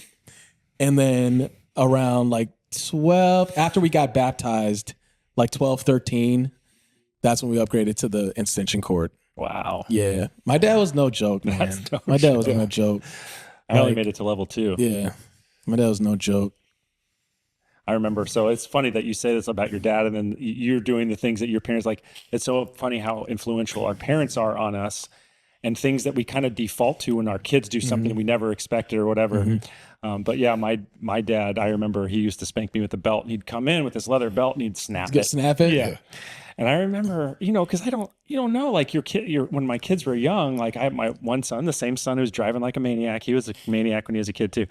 And so he got spanked all the time because he was a hard kid. But so I did that because that's what I knew. Right. That's what and you my knew, wife looks at me, she's like, "What are you doing?" You're like, you got to get the effect. I'm like, you know what? There's got to be a healthy level of fear, though. Yeah. There's got to be a healthy level of fear. That's what I tell my wife. Like, if your kids don't really fear you, like a little bit, right? it's just gonna be tough. Yeah, it's gonna be tough. And my wife, man, she grew up in a suburb of Chicago. Well-to-do, well-off family. Like it's just. I wish we had some tough conversations before we got married. You know what I mean? Like that way, like you're at least on par, and you kind of you've talked some things through. You know what I mean? Like they don't tell you to have those conversations before you get married. You learn a lot of things. You learn a lot of things on the fly, and I'm just like, especially with kids, because you can't even. You have no idea. There's so many different scenarios that pop up that you can't foresee. But like I said, like I don't feel like I need to spank my kids just within the environment that I live in, like I can usually get through to them with the turning the lights off, having that one light on, shutting the door, giving the look, like, I can really feel like I can get through to them. So, but you had mentioned, it's important that the kids have a certain level of fear, and I think that's why it's so important to have a masculine man in the home. Right, right. Because once your boys get to a certain age, they're not going to fear the mom anymore. They're bigger, they're stronger. Yeah. And there needs to be the physical level, some underlying physical level of fear. And that always helps, I think, boys. And when you're trying to raise masculine boys, you need a masculine dad. Right. Who... in the back of that boy's mind goes, I'm faster than him, but I don't know if I could take him. Or even if I can, it's going to be a rough fight, Yeah. So. Yeah. My son, as he was getting older, he would always have chats with my dad. And so my grandpa had one leg, lost one of his legs. And when I was younger, I'd be like, do you think you could kick your dad's ass? And he goes, my dad? I'm like, yeah. My dad's a lot bigger than his dad was. I'm like, you're bigger than him? He goes, Your grandpa has one leg, and he would whip my ass. And I go, whatever, you're bigger. And this is when my dad was probably 40. Right. And he's like, no, I would never. There's not a day in my life that I think I could kick your grandpa's ass. And I'm like, yeah. So my son started having that, and he goes, hey, do you think Junior could kick your ass? And he goes, whatever. So then he asked me that, and I go, no. And I think at a certain point, there's a level of respect that comes along with it, where physically there will come a time where you could take your dad. Right. Respectfully, though, you go, there's no way.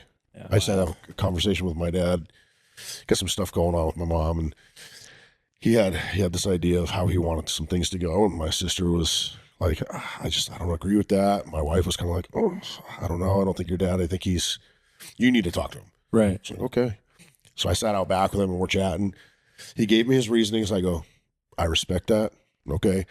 But at this time, the reasoning part's going to be over. And then I'm just going to go back to the old schedule, how we were doing things. And there's nobody here big enough that's going to stop me. Right. And he looked at me and he smiled. He goes, yeah, okay. And he goes, you remember the conversation, about me being able to kick my dad's ass? I go, you remember SummerSlam 89 when Hulk Hogan lifted Andre the Giant up? And he laughed. He goes, fair. All right. Wow. It's just one of those, is that full circle moment where you're like, full circle but then I'm still like, I can't kick my dad's ass. He's a big man. Yeah. He's got hands the size of lunch boxes. He's old school. He's not going down without you're going to get hurt. There was a reel I saw where this little kid, he was probably about 14, and he comes in, the dad's sitting on the couch watching TV. The little kid comes in with his boxing gloves on and throws the gloves at his dad. And then the dad looks at him. He looks at the gloves, and the kid's like, and so his dad gets up, puts the gloves on, and just works this. This kid probably wasn't older than 14 years old. Just beats the brakes off of his son. And I'm sitting there watching the video. I'm probably like, I probably wouldn't have went that hard. I probably would have just gave him one good punch just to like get that light flicker in a little bit, and then that would have been it. But this dude really worked his kid over, and I was just like, I think there's ways to do it. You know, like if my son were to try me, I think that's how I would do it. Just one big punch, you know? I remember my grandfather when I was a kid.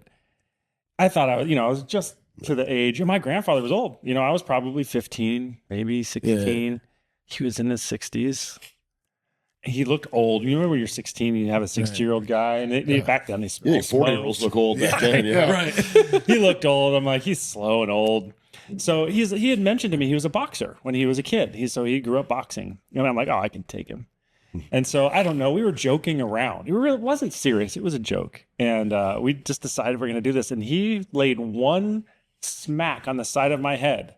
And it hit me right in the ear. My whole ear was ringing. I was like, okay, that's enough. Yeah. You know, and I was done. You know, that's all it took for me to respect my grandfather. You know, like, well, I mean, I respected him anyway, but, you know, like, okay, not going to mess with him. Not going to mess with him. He's still tough. Yeah. Yeah. That's like it's not like a rite of passage, but that's every young man has that. Yeah. I think now. Yeah. And it's always way too early. Yeah. But it's like, I think now I could take my dad. And I look at like, dude, when I was that age, my dad was probably 38.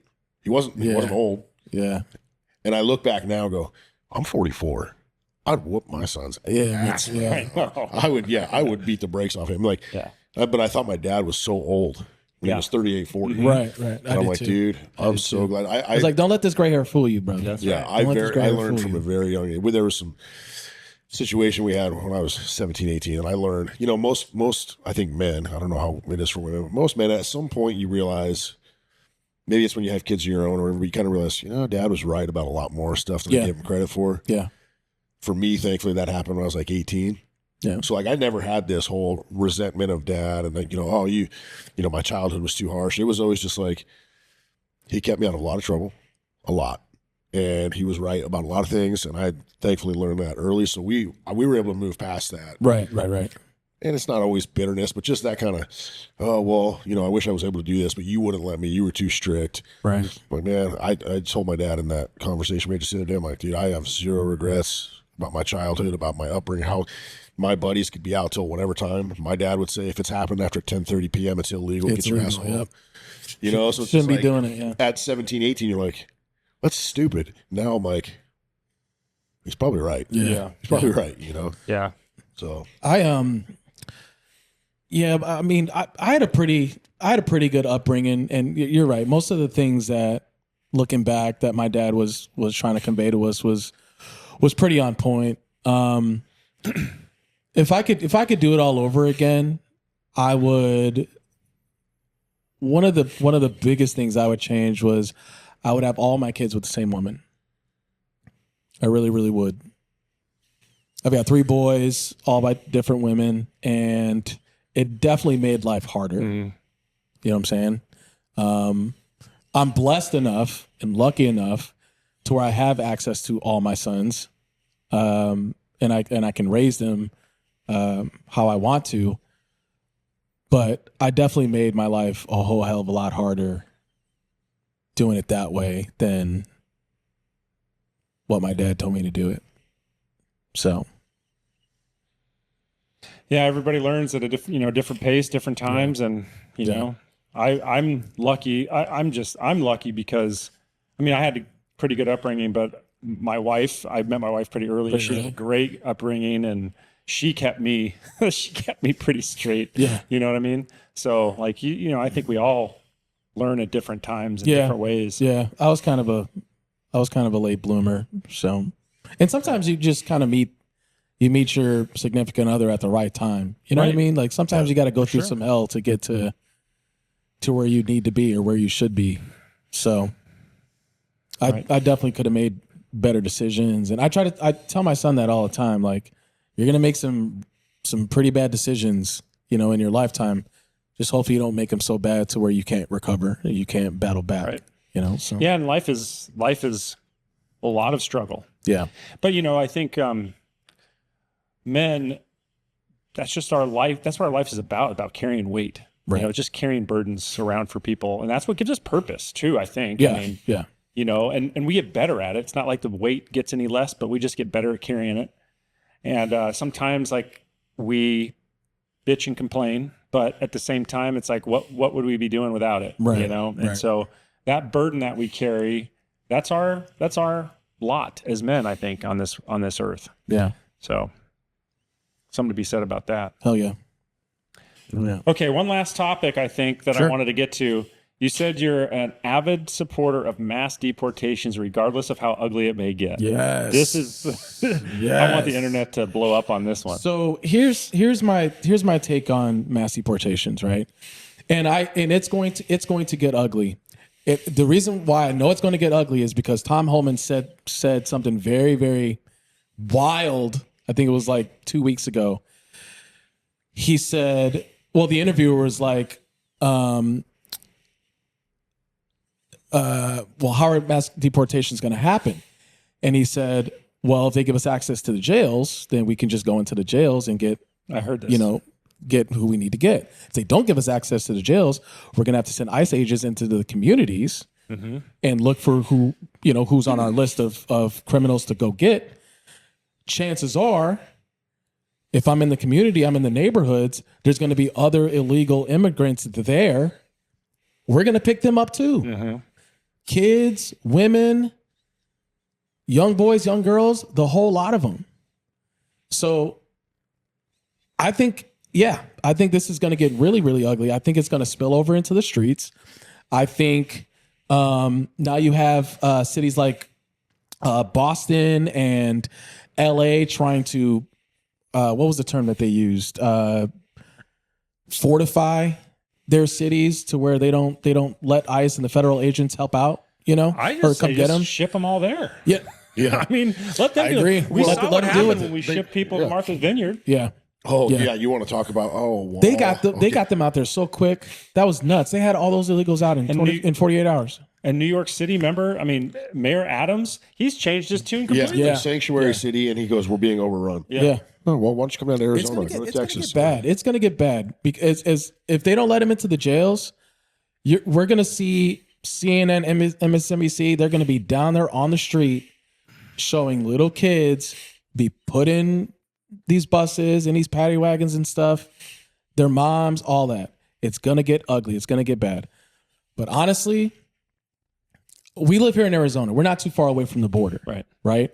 So I want to keep my family safe. You guys want to keep your family safe. There's been way too many of these illegal immigrants committing these heinous murders in these cities.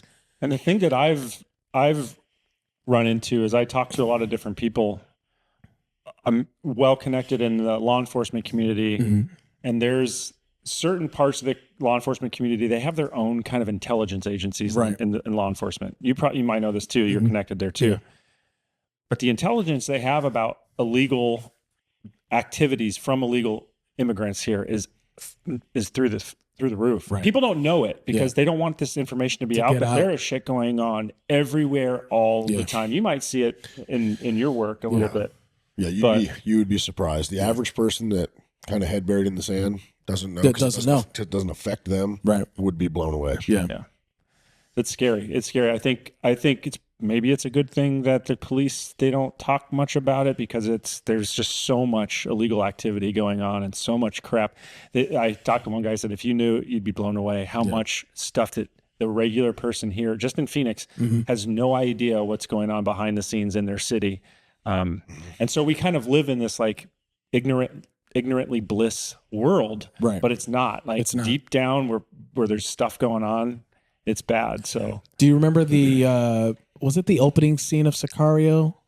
Maybe, yeah, it was the opening scene of Sicario, the first one, where they're in Chandler, yeah, and they got the bodies in the house, right? And the DEA goes in there, they end up getting blown up. I talked to a buddy of mine who works for Border Patrol, and I asked him, I was like, how accurate was that? He's like, there's houses like that all across Phoenix. All across Phoenix, Mesa. He's like, we just try to find them. He's like, you could have one right next to you, you wouldn't even know. So, yeah, they're like, so that one of the most recent things, and maybe this was when Tom Hellman was talking about it, but he's like, these are corporations. Yeah. They're not just these gangs anymore.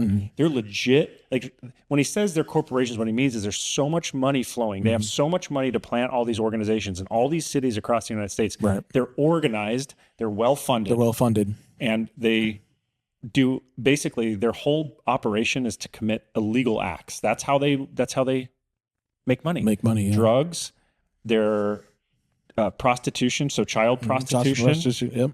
And one of the things I didn't realize, but there's still child labor.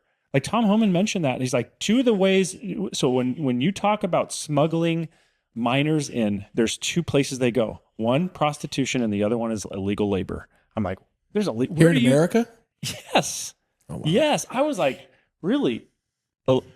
Underage labor still goes on somewhere. I don't know where, but he goes, in these deep dark places, there's a lot, because there's 300,000 missing children, immigrant children. And that's where they've either gone to illegal labor or prostitution. Crazy. So yeah, he's serious about it. Yeah, he's serious about it. He's the real deal. And I feel like he's willing to do whatever it takes, as you know, as ugly as it may get. I hope they get to 5 million. You know. Yeah, I mean, you think about it too. What do they say? Somewhere between 10 to 20 million. There's all kind of. Yeah. But even before that, if you remember, I think back even Bush or Obama. I mean, 10 years ago, they were talking about 11 million illegals in the country before the 10 or 20 million came in. Right. Well, Obama deported a lot. Which I didn't know. He did. And he also, if I'm not mistaken, there was the DREAM Act, right? Which I think he converted a lot to citizens. Yeah. So I don't know how many, but there's probably still some left over from that as well, I imagine. Yeah. So. But yeah, I'm all about it. I'm all about it.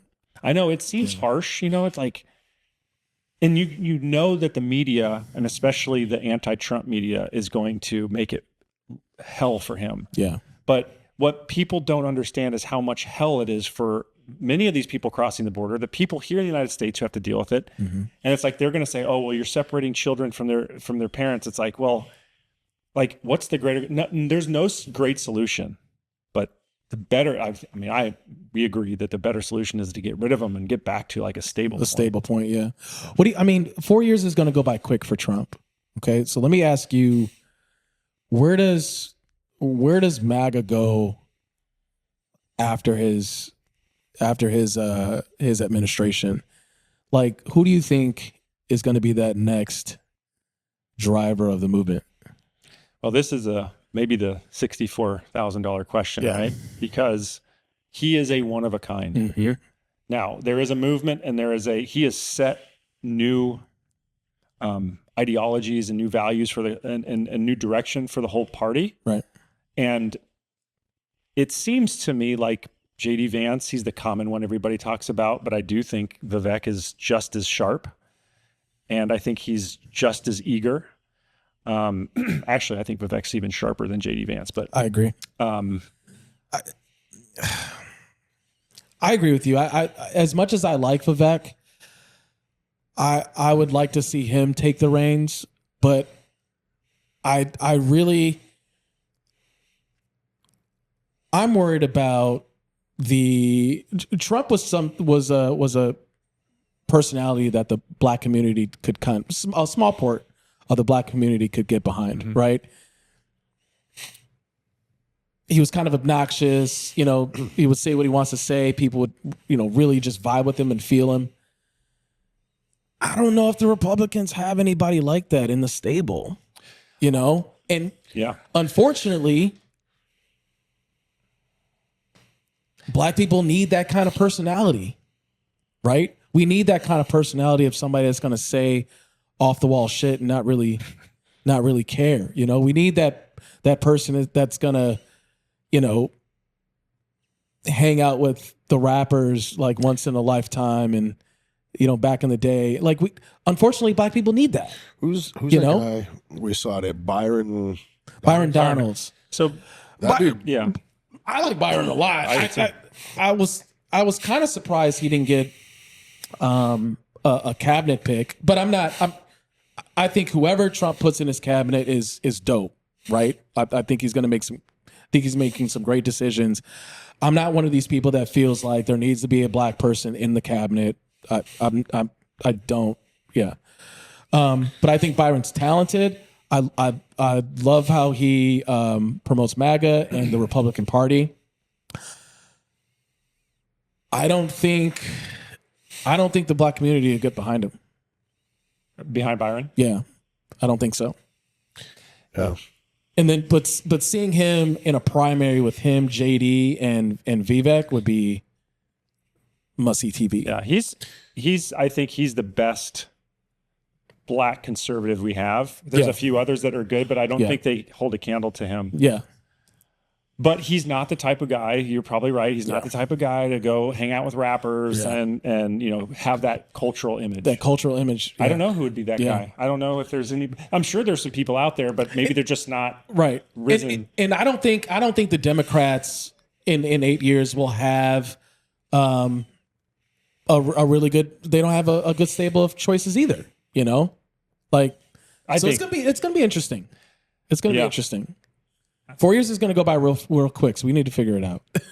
I think I've never really thought about everybody just because JD's the future and Vivek's the future and Tulsi's the future, and it's like you're right about that. Like I hadn't really thought about it from that perspective because I do think that they can be good politicians and they can be people that other people can get behind. But when you're talking about the black community, especially if they need someone like Trump who's just this kind of bombastic guy, and I don't know if we got that. Right. And I think partly because politicians generally, minus Trump because he's not a politician, but they're very couched what they say. They're very careful about what they say. That's just how politics is. Yeah. It's always been that way. And JD's been pretty good about not using a script, going off the cuff. He's been pretty good about that. But I just don't want this movement to be another 4 years and then we go back to a bunch of bullshit. We'll find out sooner than later because really 2 years. After 2 years, they'll start gearing up. Oh, where they'll start primaries, trying to figure out. We need to start primary some of these establishment Republicans. We need to start getting them out of here. I can't believe they're going to survive at all anywhere because the MAGA movement is so popular. It's so much of a force. Yeah. But there still are some establishment Republicans out there like McConnell and even Lindsey Graham, I think, and some of them try to pretend that they're on the fence. Yeah, they're on the fence. Yeah. I like watching the congressional hearings, and have you watched those here and there? Here and there, yeah. And you could kind of tell like which Republicans try to straddle the fence and which ones don't. Like, I used to love watching Matt Gaetz in his congressional hearings. He was a bulldog. Yeah. Holly Kennedy. What's his first name? He's a senator, I think. Yeah, I think I know. You know what I'm talking about? Mm-hmm. He's awesome. That's kind of where I really kind of dove into politics because you don't see those all the time. You know, like who'd be great, but I don't know if it's his gig would be Charlie Kirk. He gets out there, he mixes it up. He's not afraid. He's not afraid. That's he's not afraid. I don't think he's gonna. Yeah, I don't know if that's his thing. If he really would be interested, but he's pretty straight laced too. I would say. I like Charlie a lot. I consume a lot of his content. Him and this other guy from Arizona, cop Tatum. Oh yeah, he's awesome. He's awesome. Like he's so good. He's really. I credit a lot of my journey to Charlie Kirk and Tatum. I used to have those guys on repeat all the time. My wife would be like, "Turn that off!" Like, no. Yeah, I like the. God, who's that big old dude? The bodybuilder. What's his name? The big black guy. On Fox. He's at all the turning point events. Oh, Stephen Davis. Oh, Stephen Davis. I love that guy because I want my president to rip off the sleeves in his jacket and have a sick pump when he goes up there to say, "Hey, we're coming in. We're going to kick the door. And we're going to come kick your ass." He was. If you remember right, Stephen Davis wasn't Stephen Davis in the beginning when he first started. He was the MAGA Hulk. Do you remember that? I do remember Yeah. that. I remember very Yeah. specifically the day that Yeah, Trump yeah, lost. yeah, I'm like, yeah. what is he going to do? Because he was such a supporter. Yeah. I'm like, what is he? How is he going to rebrand? Because do he was remember that. he wasn't even like, he didn't talk about. He was a MAGA Hulk, and then now he's like Stephen Davis, 1776, and he's done a good job for himself. But Yeah. he was he was there at You see him Amfest. stepping off Air Force One, just Hulkamania style, tearing his shirt. Like, we're coming for you. You know what I mean? Like, Yeah. Wow. Yeah, I like him too a lot. And Brandon Tatum, we were at Amfest, and I thought he had the best speech we had seen. I didn't see every speech, but he had the most like inspirational speech I had seen. He talked a lot about the importance of God and masculine men in the home, and I was very impressed. I listened to Brandon Tatum in the early days, and I stopped for a while for some reason. I don't know if he fell off my radar or whatever, but then I just started to listen to him again, and I'm like, man, he's continuously getting better and better and better. Yeah. Anytime I bring up like having masculine men in the home, I just think of him. Like he's kind of my Mount Rushmore of guys to listen to and just really, really respect. Yeah. And really just kind of, I want to meet the guy one day. I was going to go to Amfest, but I had some other engagements, but I will go next year. oh, it's a blast. Yeah. Fun.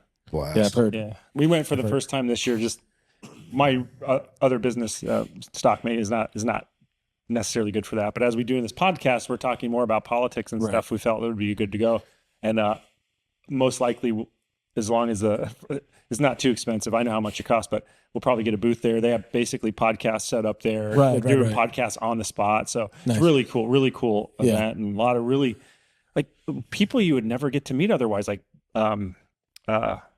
Tucker Carlson was there, and they so basically they just come out into the crowd too, and they take pictures and they shake hands. Yeah, You get to meet these people. It's pretty cool, Yeah. It's big enough to be great, but it's not too big that like you Right. just get lost. So Yeah. it's cool. It also gives that feeling of, like when you're in a big crowd of people and somebody bumps into you because they're not paying attention, and your first instinct is to go, here, somebody bumps into you, and you're like, it's okay, they're conservative. It's all right. Buddy. Yeah, It's okay. we're on the same team. We're all the same. Yeah. That's we're all the same. awesome. Yeah. That's legit. All right, well, we're just about out of time. Yeah, so, this has been awesome. I yeah. appreciate you guys having me. Yeah, Thank you so thanks. much. Yeah, thanks for being here. It's a great conversation. I love these conversations. It was so I didn't even have to really look at my notes. It was just kind of flowed. Like we just talked about stuff. It's awesome. So really, really glad that you're here. So Thank you. Appreciate it. Yeah, this is appreciate awesome. it. Thank We'll have to do it again. all right, thanks everybody. We'll see you next time.